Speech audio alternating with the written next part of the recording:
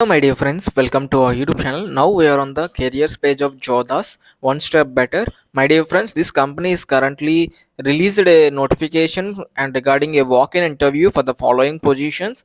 So in this video, we are going to see the complete details regarding the vacancies in the AR&D department for research associates 1 and 2. Let's see the complete details. So my dear friends, this is a walk-in drive on 29th March 2023. So timings also mentioned on the brochure 9 a.m. to 12 p.m. So the department is analytical research and development. So coming to the qualification, bachelor's in pharmacy or master's in pharmacy or MSc analytical chemistry candidates are eligible to apply for these vacancies. The designations are research associate 1 and research associate 2.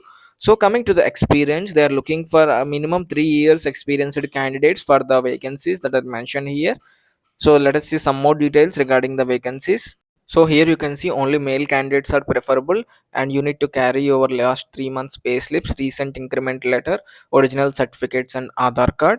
The work location is Jodas Expoim Pvt Limited, Biotech Park, Phase 3, Karkapatla, Markuk, Siddipet, Telangana. So these are the details, my dear friends. Thank you for watching.